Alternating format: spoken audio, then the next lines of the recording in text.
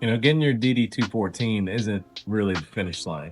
It's just a brand new battlefield that you're approaching. The first 90 days of reintegration really set the tone. And while new routines and missions can help anchor you, there are hazards that can creep in if you're not careful. Isolation is one of the biggest traps that veterans fall into. At first it feels like a break. After years of noise and constant contact, just shutting the door can feel like a relief. But one quiet night in turns into a week of missed plans, unanswered calls, and just more excuses. Before long, the silence becomes a prison. What feels like protection in that moment builds walls that keep you from healing and progressing. Alcohol is another pitfall. Drinking is woven into military culture. You can't escape it. So it feels familiar when you're restless at night or when you're sleepless. A couple of beers can take the edge off, drink here, drink there. But soon that relief turns into dependence. You have to start having hangovers. They bring mood swings. That distances you from your family and your friends. That's the real cost. When isolation and drinking combine, that slope starts getting a little bit steeper. If you're alone, you start drinking, it's just going to start pushing you further away. That cycle destroys lives slowly and very quietly.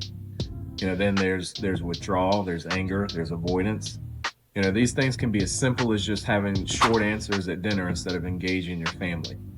Sometimes it's snapping at your friends or your coworkers or dodging the tough conversations that you need to have. You start putting decisions off until later. Each of these habits start feeding into each other. They start eroding the connections that matter the most in your life. Most of these pitfalls start small. Veterans are really good at hiding their struggle, which makes those early red flags very easy to ignore. But you got to know that red flags aren't failure. They're just warnings. They mean that the terrain is shifting, and the sooner that you can call them out and start focusing on them, the easier it is for you to adjust. Avoiding the pitfalls, it's not about perfection. It's just about being present and being self-aware. You have to find a way to give yourself accountability. Let someone know your goals, so that someone else notices when you're starting to slip. Lean on your family and friends. Don't push them away. That's exactly what they are there for. If need be, get professional help. That doesn't mean you're weak. It's not weakness. It's just another tool that we have for surviving.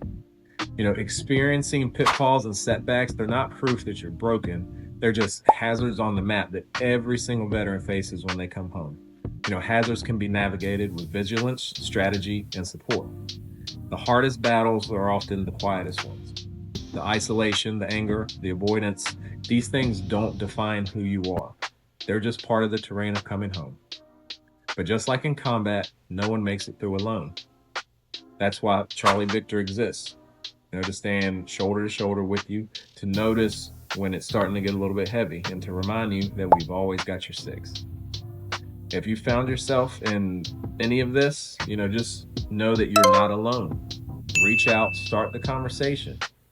Take the next 90 days and just act like it's a mission that's worth fighting for. So be sure to follow along, help grow this community safety net. If you or anyone you know is struggling, take the first step and reach out. It's okay to just text a friend, to tell your spouse, just talk to somebody. We're always here.